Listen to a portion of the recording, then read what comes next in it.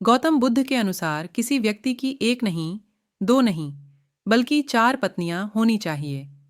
एक समय की बात है, एक व्यक्ति था जिसकी चार पत्नियां थीं। उस दौर की बात है जब भारत में एक पुरुष को एक से अधिक पत्नियां रखने की इजाजत थी। व्यक्ति का जीवन काफी अच्छा चल रहा था, लेकिन परेशानियां भी अधिक दूर नहीं थीं। वह काफी बीमार हो गया। उसकी बीमारी ठीक न होने की कगार पर आ गई। अब उसे समझ आ गया कि उसकी मृत्यु का समय बेहद नजदीक है। इस बात का आभास होने पर वह काफी अकेला और उदास रहने लगा। लेकिन अब उसने हिम्मत करके अपनी पहली पत्नी से प्रश्न किया, प्रिय, मेरी मृत्यु काफी नजदीक है। बहुत जल्द मैं अपने शरीर को त्याग कर इस संसार से मुक्त हो जाऊंगा, लेकिन मैं अकेले ही यह सफर तय नहीं करना चाहता। मैंने हमेशा तुमसे प्यार किया और अब भी करता हूं। क्या तुम मृत्यु के बाद मेरे साथ चलोगी, जहां भी मैं जाऊं?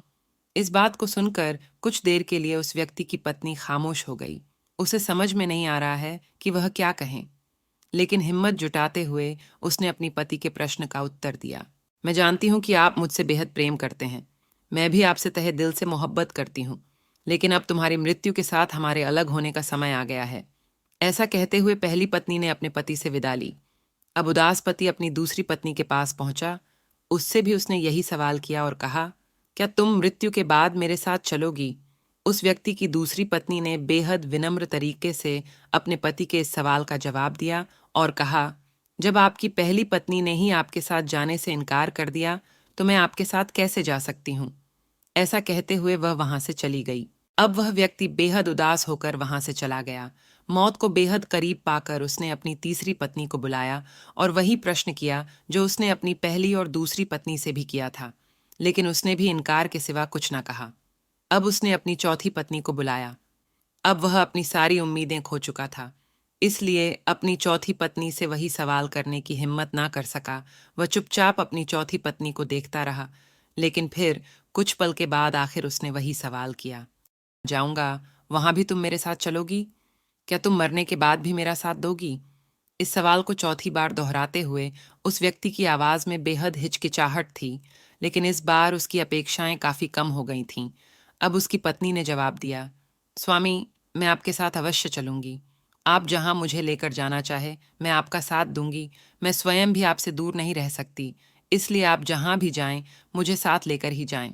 इस कहानी को सुनाते हुए गौतम बुद्ध ने अंत में कहा कि हर पुरुष एवं महिला के पास चार पत्नियां एवं चार पति होने चाहिए, ताकि उसे चौथी बार में हाँ सुनने को मिल सके।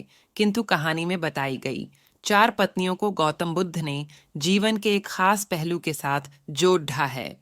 गौतम बुद्ध के अनुसार कहानी में पहली पत्नी हमारा शरीर है, जिसे हम कभी अपनी मृत्यु के बाद अपने साथ लेकर नहीं जा सकते, कितना ही प्रयत्न क्यों न कर लें, लेकिन शरीर मृत्यु के बाद उसके साथ नहीं जाता। दूसरी पत्नी है हमारा भाग्य। मृत्यु के बाद कैसा भाग्य? मृत्यु हुई तो अंत है, इसके बाद हमें क्या मिलेगा और क्या नहीं, यह सब हमारे कर्मों पर निर्भर करता है। लेकिन मृत्यु के बाद हमें जो मिलता है वह एक नई शुरुआत ही है, इसलिए हम अपने भाग्य को कभी साथ नहीं ले जा सकते। कहानी में तीसरी पत्नी से तात्पर्य है, रिश्ते मनुष्य की मृत्यु के बाद उसकी आत्मा का किसी से भी संबंध नहीं रहता। आत्मा किसी की नहीं होती जब तक उसे नया शरीर न मिल जाए। उसका कोई सगा संबंधी नहीं होता।